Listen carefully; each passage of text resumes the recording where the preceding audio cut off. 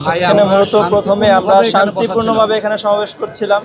দেখা যাচ্ছে কিছুক্ষণ পরে পুলিশ এসে আপনাদের এই জল কামান মারলো, অতর্কিতভাবে জল কামান মারলো, সাউন্ড গ্রেনেড মারলো, তারপর হচ্ছে যে ঢিলা, রাবার বুলেট ঢিলা এগুলো মারা শুরু করলো।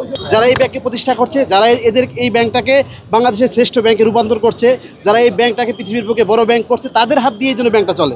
আজকে ঘটনা মূলত আমরা আসছি যে আমরা এই জনাব খুরশিদ আলম যেন অফিস করতে না পারে। আমরা এই দুর্নীতিবাজ আমরা চেয়ারম্যানকে মানি না, কারণ আমরা প্রায় 2 কোটি গ্রাহকের যে আমানত, এই আমানত যাতে আবার লুটপাট করতে না পারে, মূলত এই জন্য আমরা আসছিলাম।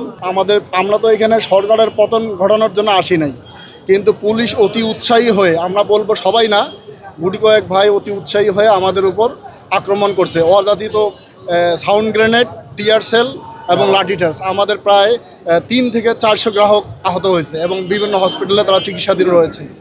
আমরা আসলে এর তীব্র নিন্দা জানাচ্ছি।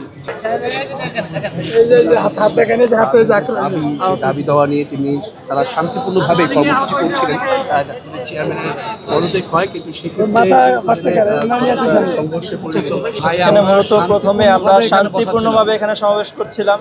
দেখা যাচ্ছে কিছুক্ষণ পরে পুলিশ এসে আপনাদের এই জল কামান মারলো, অতর্কিতভাবে জল কামান মারলো, সাউন্ড গ্রেনেড মারলো, তারপর হচ্ছে যে ঢিলা, রাবার বুলেট ঢিলা এগুলো মারা শুরু করলো। সেক্ষেত্রে একটা ইটা আমার মাথায় পড়তেছিল, সেক্ষেত্রে বাঁচানোর জন্য এখানে আমার পাশে ভাই একজন মাথা একেবারে আহত হয়ে গেছে, মাথা ফেটে পুরো মুখ রক্তে ভেসে গেছে।